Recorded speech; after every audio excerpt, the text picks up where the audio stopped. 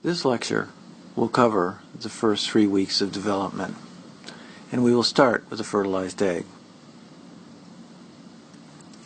We're going to focus on the early development of the human embryo, looking at the first 3 weeks as the fertilized egg starts to move down the uterine tube to end up implanting into the uterus.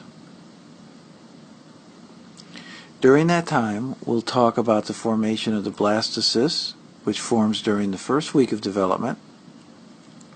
We'll then talk about the bilaminar disc, which forms during the second week. The bilaminar disc will turn into a trilaminar disc, undergoing the process we call gastrulation. This starts during the third week of development. The trilaminar disc then will undergo lateral body folding and head and tail folding, so that the vertebrate body plan is established by the end of the fourth week. If we look at this cartoon, we're going to make the point that fertilization occurs on day 1 of gestation, 14 days LMP, after the woman's last menstrual period began. The oocyte is fertilized by the sperm and then begins to travel down the uterine tube. The oocyte, the fertilized egg, is going to undergo cleavage, and that includes a reduction division where we now will end up at day 2 in a 2-cell stage, both of these cells smaller than the original fertilized egg. The cells will continue to divide into the 4-cell stage at late day 2, and will continue to divide and as they do, they will form what is called a morula. And the morula exists at day 3, still located in the uterine tube.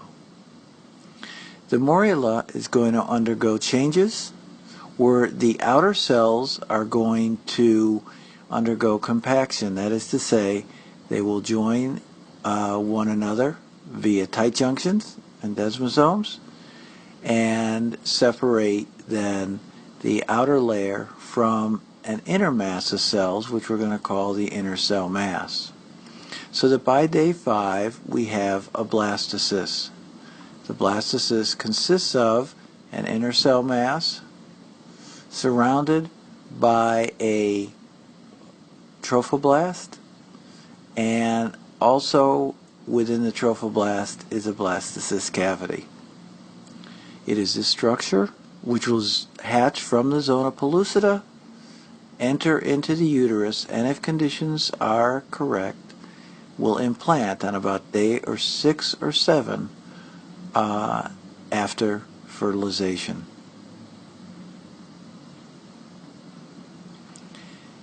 If we look at this image from the Pacific Fertility Center,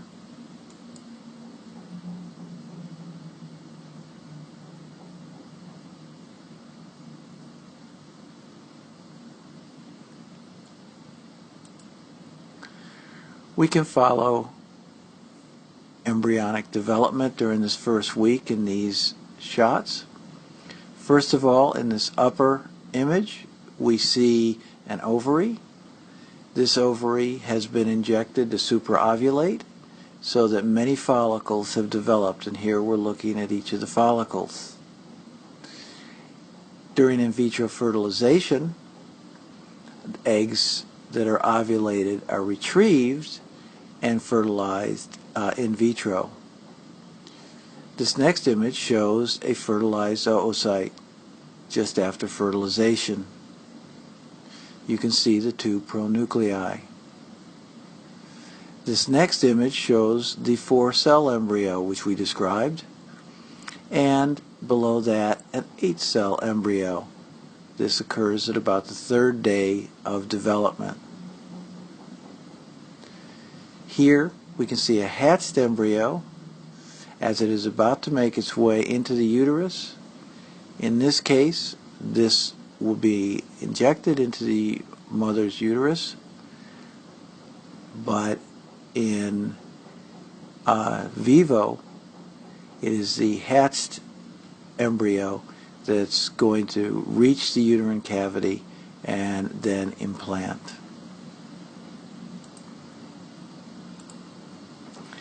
So by the end of the first week, we have a blastocyst consisting of an inner cell mass, a blastocele or blastocyst cavity, and they're surrounded by a trophoblast.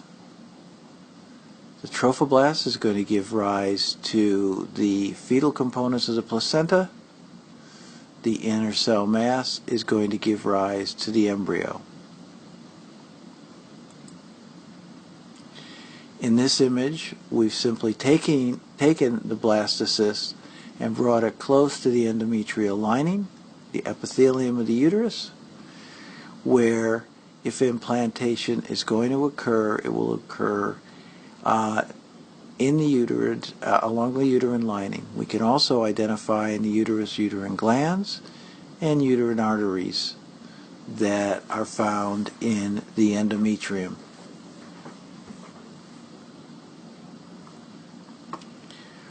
Once implantation begins, the trophoblast cells are going to give rise to a second cell type. This is called the syncytial trophoblast cells. These cells will invade the endometrium, and the trophoblast cells will be renamed the cytotrophoblast. So the cytotrophoblast and the syncytial trophoblast are going to give rise to the fetal components of the placenta. We still have an inner cell mass, and we can still see the blastocyst cavity.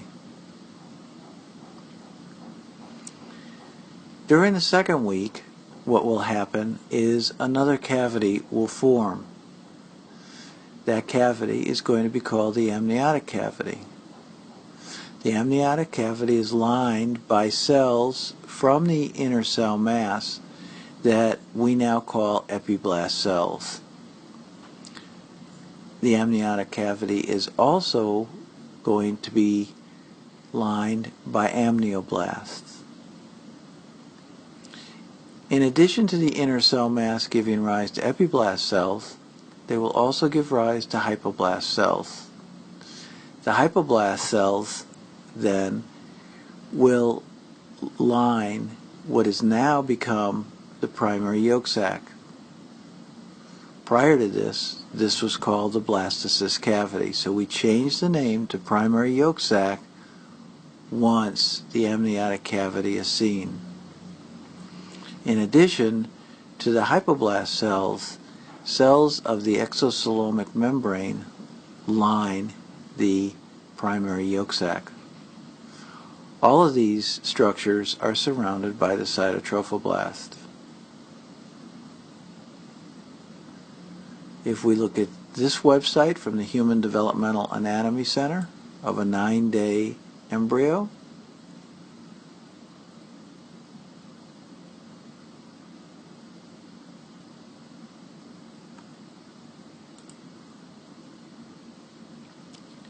what we can see is here the embryo that's implanted, and we can see the bilaminar disc with the hypoblast and the epiblast. We can see an amniotic cavity, and we can see a primary yolk sac.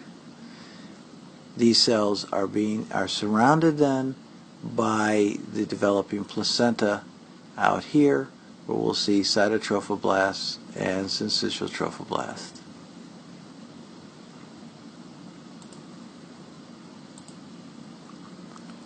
So at day 10 of development now, the cytotrophoblasts and syncytial trophoblasts have invaded the endometrium, and they've come into contact with the maternal blood vessels. The embryo itself is a bilaminar disc consisting of an epiblast and a hypoblast, and above the epiblast is the amniotic cavity. Below the hypoblast is the primary yolk sac. Surrounding the amnioblast and exocelomic membrane, that is surrounding the embryo, and between the embryo and the placenta, a layer of mesoderm will begin to form and is called extraembryonic mesoderm. The significance of the syncytial trophoblasts coming into contact with the maternal blood supply is that the syncytial trophoblasts can make human chorionic gonadotropin, HCG. The importance of HCG is it's going to feed back onto the corpus luteum of the ovary, which will continue production of progesterone. HCG is what is detected in the pregnancy kits that are bought today. And HCG can be detected in a pregnancy test by about day 14 of pregnancy, or at about 28 days after the beginning of the woman's last menstrual period. As soon as lacunae are formed and the blood supply then of the mother communicates with the placenta, then HCG can be detected. The next stage of development at week 2 is that spaces begin to develop within the extraembryonic mesoderm. You notice the extraembryonic mesoderm then surrounding the embryo with its epiblast and hypoblast, the amniotic cavity, and the primary yolk sac. If we look at this image from the Human Developmental Anatomy Center,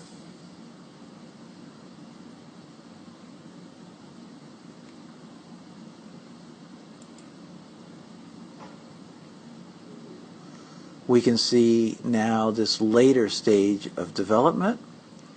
Here we have the embryo, there's the bilaminar disc, and now here we have that extraembryonic mesoderm, which is developing these spaces or lacunae within it.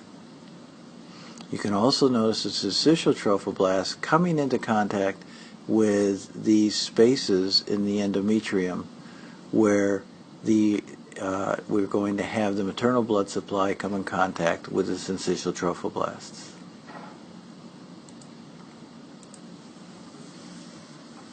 A little bit later in development, what will happen is those lacunae will begin to coalesce and form a coelom called the extraembryonic coelom. So now what we will have is an embryo suspended by a connecting stalk, lying within this extraembryonic coelom. The extraembryonic coelom is going to become the chorionic cavity. There will be 2 layers of mesoderm that line the extraembryonic coelom, a somatopleural and a splanchnopleural mesoderm. In addition, we can see the amniotic cavity, primary yolk sac, the epiblast, and the hypoblast. Here you can see the connecting stalk connecting the embryo to the placenta. So by the beginning of the 3rd week, this is what the embryo looks like. A bilaminar disc in between an amniotic cavity and a primitive yolk sac sitting within an extraembryonic coelom. The next stage that's going to occur at the beginning of the 3rd week through the beginning of the 4th week is gastrulation.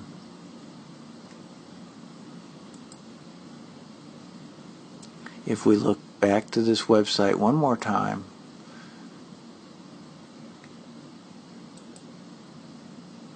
we can see where at 15 to 17 days, this is what the embryo looks like.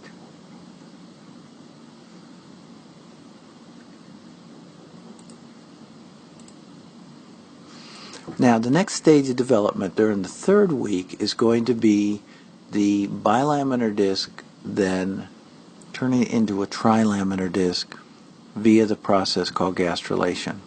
So if we look down on the epiblast, so we're looking from here, we're looking down on the epiblast, we removed the amniotic cavity and these cells surrounding it, what we would see is the following.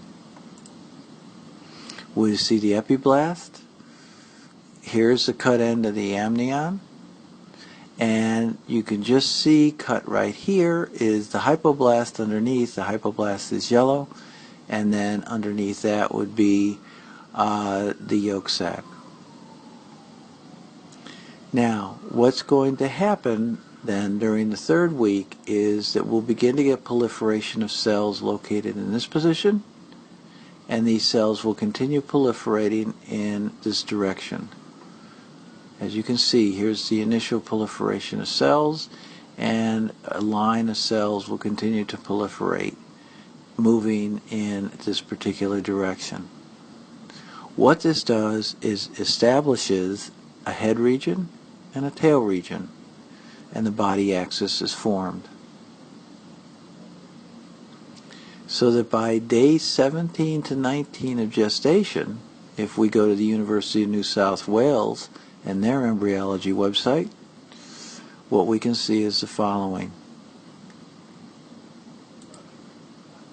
We can see the epiblast as we look down on it, and we can see these mitotic cells here forming what's called the primitive streak and the primitive node right at that position.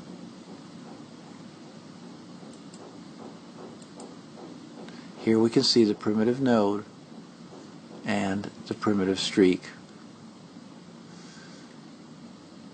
Part of what is happening here is that for these cells to migrate, fibroblast growth factor 8 has to downregulate the E-cadherins. E-cadherins are important in binding epiblast cells together.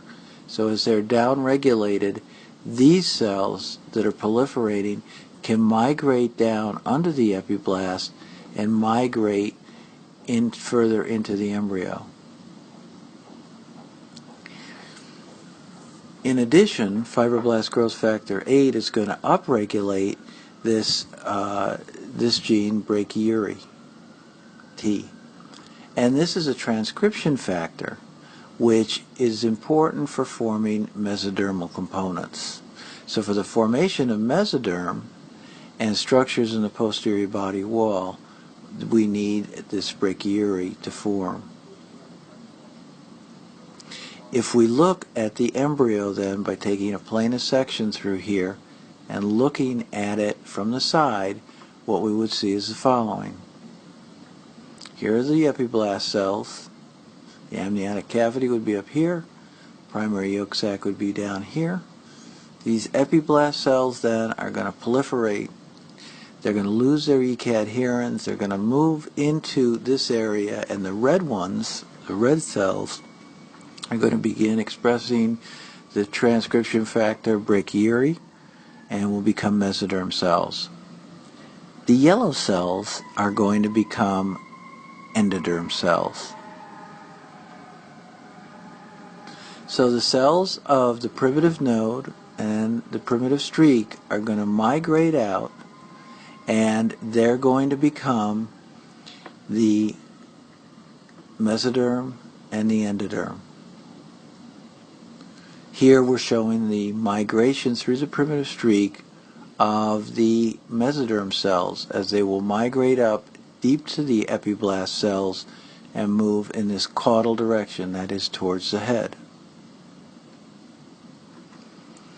So the body axis is formed. One of the ways that this happens is that nodal is an important factor that initiates and maintains the primitive streak. In addition, bone morphogenetic protein and fibroblast growth factor also lead to the formation of mesoderm. Cordon, noggin, and follistatin are important in maintaining the cranial paraaxial mesoderm. In addition, things like HNF3 beta are also important for specifying that this is the head region. whereas brachyury, as we said, is important for mesoderm formation, in particular the paraaxial mesoderm in the region of the spinal cord and structures caudal to that. There is also left-right asymmetry which is going to form, and that's going to be regulated in part by things like fibroblast growth factor 8, nodal, lefty, and fibroblast growth factor is going to lead to the upregulation of nodal, which leads to the upregulation of lefty, which leads to PITX2 forming, and these are all factors that play a role in determining that this is the left side of the body, while snail is important for determining the right side of the body. So now we have a body axis formed, a head, a tail, a left, a right, dorsal, where the epiblast is, and ventral, where the endoderm is. If we look at this from the side, starting looking down in the epiblast again, where we can see the primitive streak and primitive node, what we want to point out is that in the midline, development proceeds a little bit differently. So we're going to look from the side at the embryo cut in sort of this sagittal section. What we would see is the following. We would see this. So here's the embryo. Here we have what was the epiblast. We can now give it its proper name in the trilaminar embryo of endoderm. Here we can, ectoderm. Here we can see the endoderm, and in between we can see a group of cells which are going to migrate in around the primitive node. They're going to move in a cephalic direction towards the head. They'll fuse with the endoderm for a short period of time. When they do, a neuroenteric canal will form, and then they will round up again and form what is called the notochord. Again, cells migrate around the primitive node, form the notochordal process. If we look at this by taking a section through here and looking from behind, this is what we would see. We would see ectoderm, we'd see mesoderm, we'd see endoderm, that's the trilaminar embryo, and in the midline we'd see, at least initially, the notochordal process.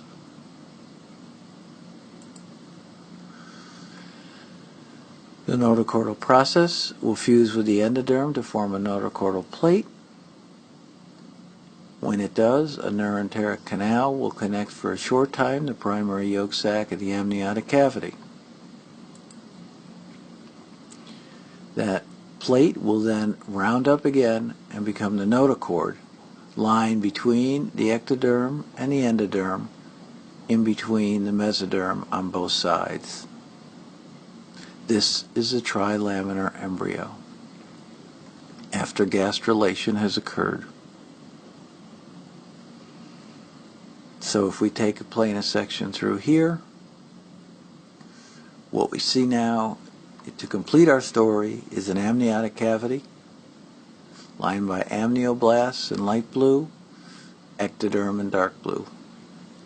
We have mesoderm below it, paraaxial mesoderm, intermediate mesoderm, and lateral plate mesoderm. In the midline, we're going to have a notochord. And then deep to those structures will be the endoderm, which lines the yolk sac. So at the end of the third week of gestation, this is what the embryo is going to look like. Again, this is from the University of New South Wales. And here you have your embryo. We're looking down at the epiblast now. And what we can see is some of the changes that we'll talk about soon in terms of the development of some of the ectodermal structures. But we're looking down on the ectoderm, and you can see this embryonic disc. You can also see the primitive streak still exists at this point. So we have the placenta, which is developing, a connecting stalk that connects it to the embryo. The embryo is surrounded by a yolk sac and an amniotic cavity, and the embryo consists of an ectoderm, a mesoderm, and an endoderm. I want to just make sure that we understand the timing of pregnancy. In terms of the embryology, we talk about gestational age starting with day 0. Day 0 is ovulation. The proliferative phase of the menstrual cycle is just ended. The ovarian follicle has ruptured. It's been ovulated. And this is day 14 of the menstrual cycle. Day 1, if fertilization occurs, day 1 of gestation occurs as the secretory phase of the menstrual cycle begins. This would be day 15. It would be the clinical age of the embryo. Clinically then, there is a 2-week difference between the gestational age and the clinical age. And the reason for this is clinically, the clinician will begin counting at the beginning of the last menstrual period as day 0.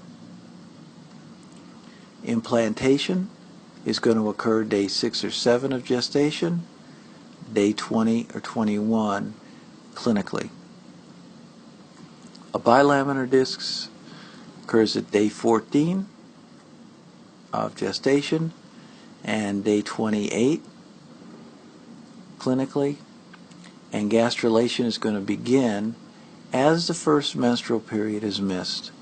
Gastrulation begins, that is about day 29 of an idealized menstrual cycle. I also want to point out that not all the fertilized eggs are carried successfully. In fact, only 30% are. So 70% of the fertilized eggs don't make it and are lost prior to implantation, or at least a third of them are lost prior to implantation, so that there's no hint of pregnancy. Of the other 40% of post-implantation pregnancies, all but about 10 to 15% abort spontaneously, and it's that 10 to 15% that are observed clinically.